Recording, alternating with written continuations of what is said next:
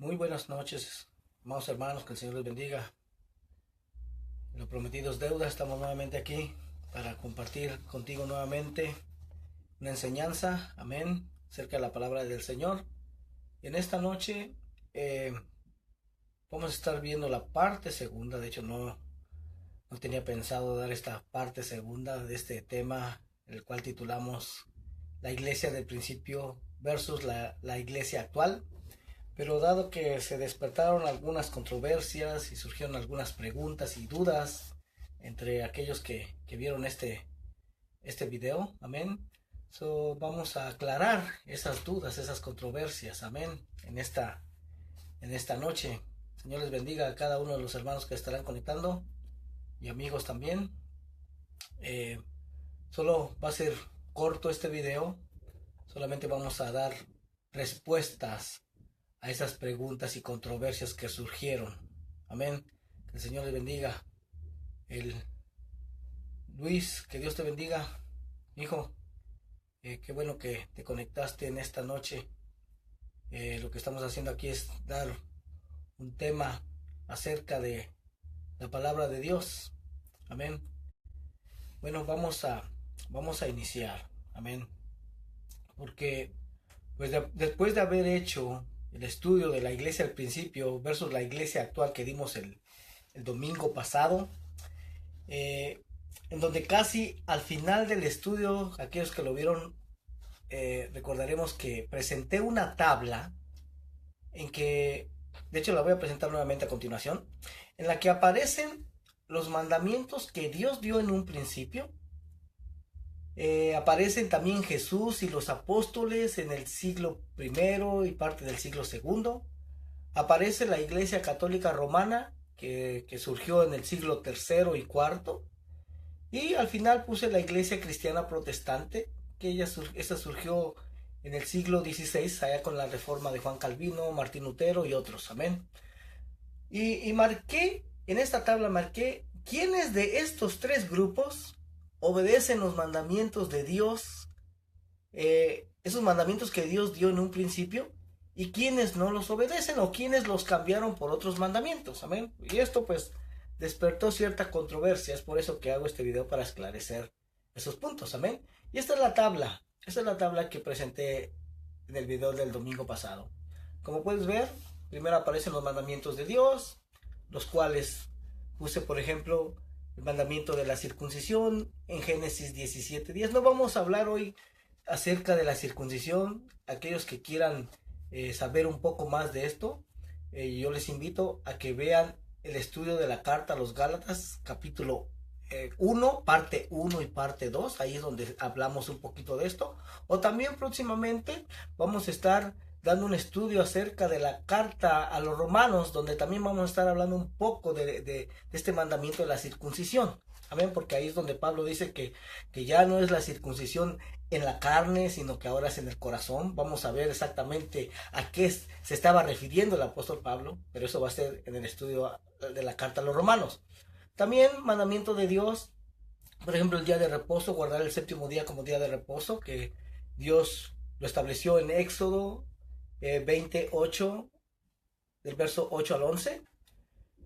También, por ejemplo, leyes alimenticias, en donde Dios declaró que no permitía a su pueblo que comiera carne de cerdo, mariscos, etcétera. Eso lo encontramos en Levítico 11, Deuteronomio 14. Bueno, como puedes ver, después está Jesús y los primeros apóstoles, siglo I, siglo II, la Iglesia Católica Romana, siglo III, siglo IV, y la Iglesia Cristiana Protestante, siglo XVI. Amén. Entonces, ¿quiénes son los que obedecen o que obedecieron ese mandamiento de la circuncisión? Pues ahí que Jesús y los primeros discípulos, ellos obedecieron ese mandamiento de Dios. Después, la Iglesia Católica Romana, pues ese ya no, y la Iglesia Protestante, pues tampoco. También declaré que la Iglesia Cristiana, pues viene siendo como la hermana menor de la Iglesia Católica, porque de hecho así se les conoce como los hermanos separados. Amén. Bueno, y después el día de reposo puse que Jesús y los primeros apóstoles, no basado en lo que yo digo, sino basado en lo que está en las escrituras, ¿sí? Encontramos que efectivamente Jesús y los primeros apóstoles, ellos guardaron el día de reposo establecido por Dios. ¿Ven? Pero ya la Iglesia Católica, pues ellos ya no guardaron ese día, más bien cambiaron el día al primer día de la semana, el cual es domingo, y domingo, de hecho, quiere decir día del sol, ¿sí? Ya no iba a ser el día establecido por Dios el séptimo día, sino ahora iba a ser el primer día de la semana, en honor a su Dios Sol. Amén. Y la Iglesia Cristiana Protestante, pues también guarda ese mismo día que guarda su hermana mayor, ¿verdad? La Iglesia Católica. Ahora, las leyes alimenticias, Jesús y los primeros discípulos, ellos sí guardaron, sí continuaron guardando el mandamiento original de Dios. La Iglesia Católica dijo, no, ahora ya podemos comer cualquier cosa. Y la Iglesia Cristiana también sigue el ejemplo de la hermana mayor. Amén. Ahora, Pascua también es una fiesta establecida por Dios. Él dijo que el 14 de Aviv, que de hecho la fecha del 14 de abril cae entre marzo y abril. Eso lo podemos encontrar en Levítico 23:5. Y hay que esclarecer que esta fiesta puede caer en cualquier día de la semana. ¿Ven? Ahora, Jesús y los primeros apóstoles, ellos guardaron esta fiesta de la Pascua, que en hebreo se le llama Pesaj. La Iglesia Católica Romana, ellos dijeron, no, ya no vamos a guardarla el 14 de abril. Ahora va a ser el domingo inmediatamente posterior a la primera luna llena después del equinoccio de primavera. ¿Sí? O sea que no se guarda el mandamiento original de Dios. ¿Y qué hace la Iglesia Protestante? La Iglesia Cristiana Protestante, pues sigue el ejemplo de la hermana mayor. Amén. Ahora otra fiesta, Pentecostés, Levítico 23, 15 y 16. Jesús y los primeros apóstoles, ellos siguieron guardando, hermano, siguieron guardando las fiestas establecidas por Dios. La Iglesia Católica dijo, no, ya no. La Iglesia Cristiana Protestante también dijo, no vamos a celebrar Pentecostés. ¿Por qué? Porque se cree que allá en Hechos 2, ahí fue donde se inició esa celebración de la fiesta de Pentecostés, pero no es así. La fiesta de Pentecostés fue dada desde Levítico 23:15, solo que se conocía como la fiesta de las semanas. Gloria al nombre del Señor. Amén. Y también tenemos la fiesta de los tabernáculos, que de hecho, fue cuando nació el Señor Jesús. En una fiesta de los tabernáculos nació Él. ¿Por qué te lo digo? Porque Juan 1:8 dice, 1:1 dice que en el principio era el verbo, y el verbo era con Dios, y el verbo era Dios.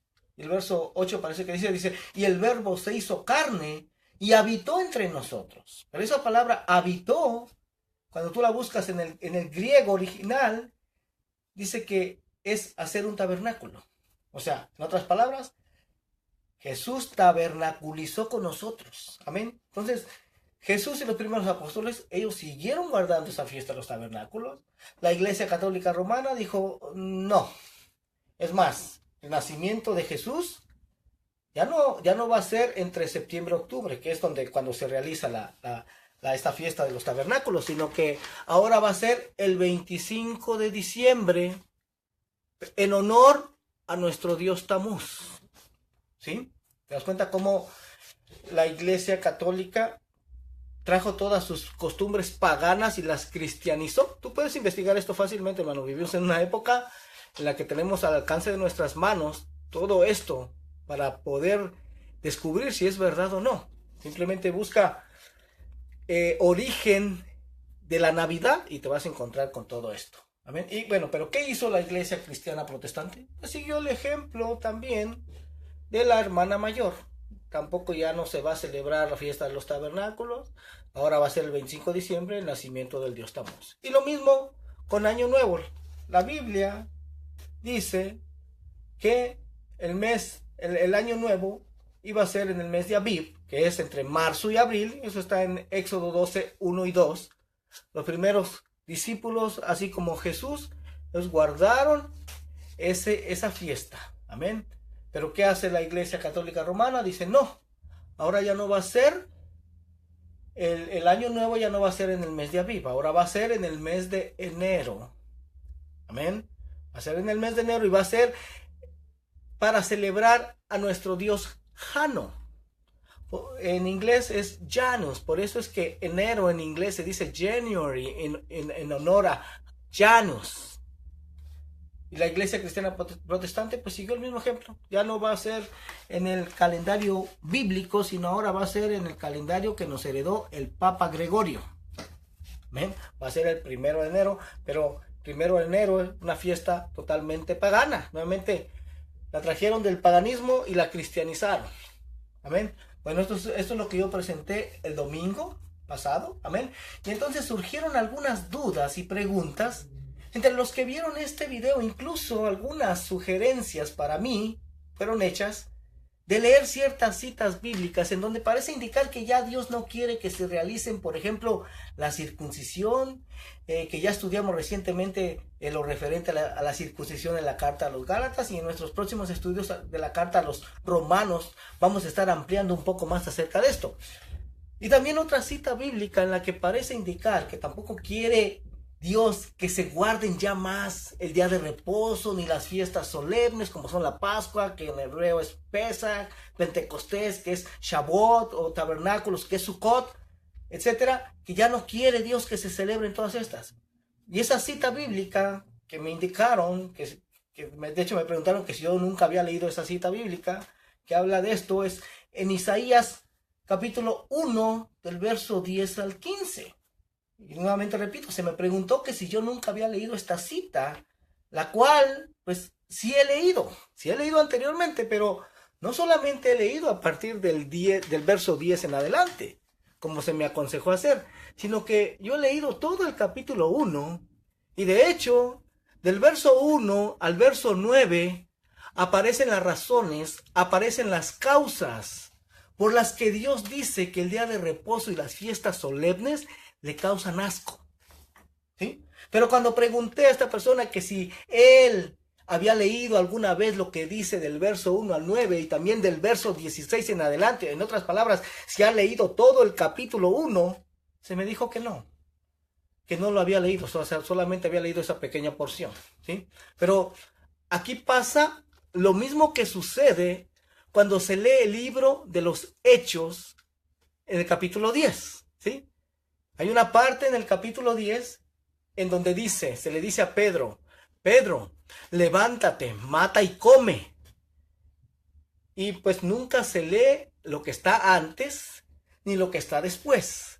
Entonces el resultado es que se termina torciendo y malinterpretando lo que está escrito en este capítulo, diciendo que ahora ya Dios nos da permiso de comer cualquier cosa, cuando en el contexto de este capítulo 10 de Hechos, ni siquiera está hablando de alimentos, sino que se está refiriendo o está hablando de personas. Pero eso pasa cuando no se lee todo el capítulo, sino solo una pequeña porción de él. Y así es como se quiere interpretar correctamente ese capítulo, y pues eso es imposible de hacer. ¿Amén? Porque es como si yo, por ejemplo, yo te enviara una carta y tú solamente lees una pequeña porción a la mitad de ella.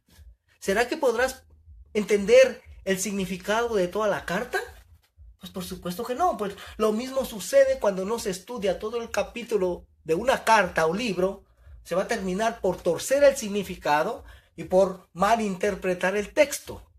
Porque, por ejemplo, si solo se lee levántate, mata y come, ¿qué se entiende de eso? Pues que mate y que coma. Y si solo se lee hastiado estoy de vuestros días de reposo y fiestas solemnes, ¿qué se entiende de eso? Pues que realmente le causa asco, ¿sí? Que eso es lo que significa. Pero vamos a leer el capítulo 1 de Isaías completo para poder entender correctamente. Y aquí está Isaías capítulo 1, verso 1. Visión de Isaías, hijo de Amós, la cual vio acerca de Judá y Jerusalén en días de Jotam, Acaz y Ezequías, reyes de Judá. Oíd cielos y escuchad tu tierra, porque habla Jehová. Crié hijos y los engrandecí, y ellos se rebelaron contra mí. El buey conoce a su dueño, y el asno el pesebre de su señor. Israel no entiende, mi pueblo no tiene conocimiento. Oiga nada más. ¿Y qué dice Oseas 4:6? Mi pueblo muere. ¿Por qué? Porque le faltó conocimiento. Oiga nada más. Dice el verso 4 aquí de Isaías 1. Oh gente pecadora, pueblo cargado de maldad, generación de malignos, hijos depravados. Dejaron a Jehová, provocaron a ir al Santo de Israel, se volvieron atrás. ¿Por qué queréis ser castigados aún? ¿Todavía os rebelaréis? Toda cabeza está enferma y todo corazón doliente. Desde la planta del pie hasta la cabeza no hay en él cosa sana, sino herida, hinchazón y podrida llaga. No están curadas, ni vendadas, ni suavizadas con aceite. Oiga, verso 7 dice, vuestra tierra está destruida, vuestras ciudades puestas a fuego, vuestra tierra delante de vosotros comida por extranjeros y asolada como asolamientos de extraños. Y queda la hija de Sión como enramada en viña y como cabaña en melonar, como ciudad asolada. Si Jehová de los ejércitos no nos hubiera dejado un resto pequeño, como Sodoma fuéramos y semejantes a Gomorra. Oiga lo que dice el verso 10. Y aquí te recuerdo que le está hablando al pueblo de Israel. Dice, príncipes de Sodoma, oíd palabra de Jehová, escuchad la ley de vuestro Dios, pueblo de Gomorra. ¿Te das cuenta cómo es que estaban viviendo los hijos de Israel? Y aquí se está dirigiendo, nuevamente repito, se está dirigiendo al pueblo de Israel. Porque ya Sodoma y Gomorra, ya ellos ya habían sido destruidos muchos años atrás. Y habían sido destruidos desde el tiempo de Abraham. Pero estos hijos de Israel estaban viviendo de la misma manera que vivieron estas naciones que fueron destruidas. Eran gente pecadora, pueblo cargado de maldad, generación de malignos, hijos depravados. Oiga, y vea lo que dice el verso 11. Dice, entonces sí, ve lo que dice el verso 11. Dice, ¿para qué me sirve, dice Jehová, la multitud de vuestros sacrificios? Hastiado estoy de holocaustos de carneros y de cebo de animales gordos. No quiero sangre de bueyes, ni de ovejas, ni de machos cabríos. ¿Quién demanda esto de vuestras manos cuando venís a presentaros delante de mí para hollar mis atrios? No me traigáis más vana ofrenda. El incienso me es abominación, luna nueva y día de reposo, el convocar asambleas no lo puedo sufrir. Son iniquidad vuestras fiestas solemnes. Vuestras lunas nuevas y vuestras fiestas solemnes las tiene aborrecidas mi alma, me son gravosas. Cansado estoy de soportarlas. Oiga nada más, porque hermano, sabemos que Dios no cambia. Dice su palabra que en Él no hay mudanza ni senda de variación. Dice que Él es el mismo de ayer, de hoy y por los siglos de los siglos. Y que su palabra permanece para siempre. Entonces, si ya sabemos esto, que Dios no cambia de parecer así nada más porque sí. Ya que Él mismo había ordenado el guardar todas estas cosas, oiga. Había ordenado el traer ofrendas, había ordenado el ofrecer incienso, había ordenado guardar el día de reposo, convocar asambleas, todo eso lo había ordenado Él. Pero ¿por qué es que ahora dice que esto ya le causa agravio? ¿Ya? Que ya no son bienvenidas. ¿Por qué? Amén. Si Él mismo las ordenó hacer. Lo que pasa es que algo muy fuerte tiene que suceder para que Él cambiara de opinión y dijera estas cosas. Amén. Entonces, viviendo de la manera que el pueblo de Israel estaba viviendo, ¿crees tú que Dios se iba a agradar de sus ofrendas? ¿De sus inciensos? ¿De sus lunas nuevas? ¿De sus días de reposo? Pues por supuesto que no. Por eso es que Él dijo lo que dijo. Si ni usted ni yo, que somos malos, nos agradaríamos de eso, ahora imagínate a Dios que es santo. Isaías 1:15 dice, cuando extendáis vuestras manos, yo esconderé de vosotros mis ojos. Asimismo, cuando multipliquéis la oración, yo no oiré. Llenas están de sangre vuestras manos. Oiga nada más. ¿Sí? ¿Te das cuenta? O sea que la oración por sí sola no es suficiente. ¿Ya? Alguien puede decir, no, es que yo me paso orando todo el día y toda la noche. Pues sí, pero si tu manera de caminar no va de acuerdo con lo establecido por Dios, de muy poco te sirve la oración. ¿Ya? Se necesita dejar de hacer lo que es malo delante de sus ojos. Se necesita convertirse de los malos caminos. Es lo que dice la palabra del Señor en 2 Crónicas 7:14. Dice, si se humillare mi pueblo, sobre el cual mi nombre es invocado, y oraren y buscaren mi rostro y se convirtieren de sus malos caminos, eso es lo más importante, y se convirtieren de sus malos caminos, entonces sí, yo iré desde los cielos y perdonaré sus pecados y sanaré su tierra. ¿Sí? Y eso es exactamente lo mismo que Dios les dice al pueblo de Israel en Isaías 1:16. Dice, lavaos y limpiaos, quitad la iniquidad de vuestras obras delante de mis ojos, dejad de hacer lo malo, aprender a hacer el bien, buscad el juicio, restituid al agraviado, haced justicia al huérfano, amparad a la viuda.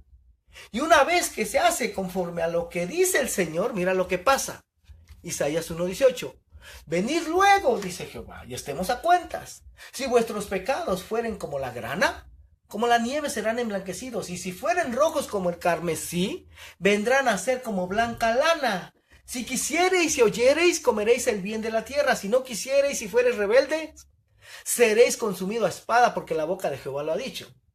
Y una vez que estamos a cuentas con Dios, ahora sí, presenta tus ofrendas, ofrece los días de reposo, ofrece las reuniones solemnes, Pascua, Pentecostés, tabernáculos, que ahora sí se va a agradar nuestro Dios.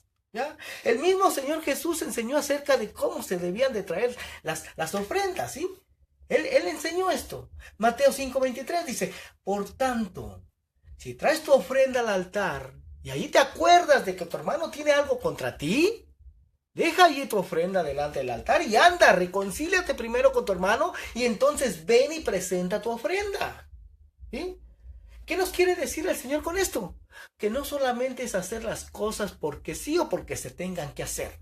O sea, no es solamente presentar tu ofrenda, guardar el día de reposo, guardar las fiestas, sino que al igual que cuando Caín y Abel trajeron ofrenda a Dios, y dice la Escritura, que Dios miró a Caín y miró a su ofrenda.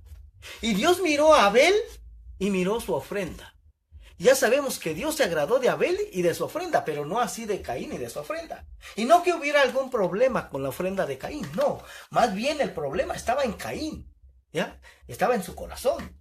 Entonces, ¿te das cuenta qué diferencia tan grande hace el leer las Escrituras sistemáticamente? O sea, de una forma ordenada, de principio a fin, verso por verso. Porque si tan solo se estudiaran las Escrituras de esta manera sistemática en las iglesias actuales, primeramente se descubriría muy fácilmente todo lo que se ha torcido y se ha malinterpretado, y entonces se entenderían e interpretarían las Escrituras de una manera correcta. Pero como solo se estudian las Escrituras de una manera temática solamente, o sea, es decir, a base de temas, ¿sí? Se lee un poquito aquí, otro poquito por acá y otro poquito más por acá, ¿ya? Pues por eso es que nunca se descubren estos errores de interpretación. Porque la forma ideal de estudiar las Escrituras sería el hacerlo de una forma combinada, ¿ya? Tanto sistemáticamente como temáticamente. Por lo tanto, tenemos que si caminamos rectamente delante de Dios, haciendo lo que a Él le agrada, Él también se va a agradar de nosotros cuando le presentemos las ofrendas que Él mismo ordenó que fueran presentadas. Cuando guardamos los días de reposo que Él mismo ordenó que se debían de guardar, y las reuniones solemnes, en las fiestas que Él mismo ordenó guardar, ¿ya? De hecho, tenemos estudios profundos acerca del día de reposo en YouTube. Si alguien desea aprender si es que se tiene que guardar todavía o ya no, nosotros hemos aprendido que si nuestro Señor Jesús guardó el séptimo día como día de reposo, pues nosotros como sus discípulos también seguimos guardando el mismo día que Él guardó, que es el séptimo día. Amén. También hay quienes dicen que todas estas ordenanzas fueron dadas exclusivamente para los judíos. Pero la verdad es que no hay ninguna cita bíblica en la que Dios le haya dicho a Moisés: dile a los judíos que guarden estas cosas. No hay ninguna cita bíblica, sino más bien le dijo: dile a los hijos de Israel que guarden estas cosas. Oiga, y los hijos de Israel, ya aprendimos que son las 12 tribus, y no solamente los descendientes de una sola de ellas, no solamente los descendientes de Judá, ¿ya? A los cuales se les llama judíos, porque los judíos descienden de Judá. Y ya después que el reino de Israel fue dividido en dos reinos, se le llamó también judíos a las dos tribus del reino del sur, Judá y Benjamín, de una manera combinada. Pero los que no conocen toda esta historia del pueblo de Israel, pues no pueden entender quiénes son en realidad hoy en día. Piensan que Israel es una cosa y los gentiles son otra cosa. Pero Gálatas 3:29 dice: y si vosotros sois de Cristo, a todo aquel que se considere que le pertenece a Cristo, dice la palabra que ciertamente linaje de Abraham sois y herederos según la promesa. Ya estudiamos que esta palabra linaje en el griego es la palabra sperma, ¿ya? la palabra esperma. ¿Qué quiere decir la palabra esperma? Semilla, semen. Oiga, entonces si eres de Cristo, dice según Gálatas 3:29, que entonces eres semen de Abraham. O sea, descendiente biológico directo de Abraham. Yo sé que a nosotros se nos ha enseñado que somos el Israel espiritual, pero aquí dice que somos descendientes directos, semen, esperma de Abraham. Amén. Y entonces, si somos esperma de Abraham, somos descendencia de Abraham, entonces quiere decir que también somos descendencia de Israel. Y si somos descendencia de Israel, entonces todas las leyes, todos los mandamientos que Dios dio para todos los hijos de Israel, aplican también para nosotros. Amén. Gloria al nombre del Señor. Bueno, yo invito a todos aquellos que desean aprender más acerca de estas cosas, que visiten nuestra página en Facebook o en YouTube y vean los videos de enseñanza que tenemos disponibles bajo el nombre de Ministerio Internacional de Jesucristo, volviendo a las sendas antiguas.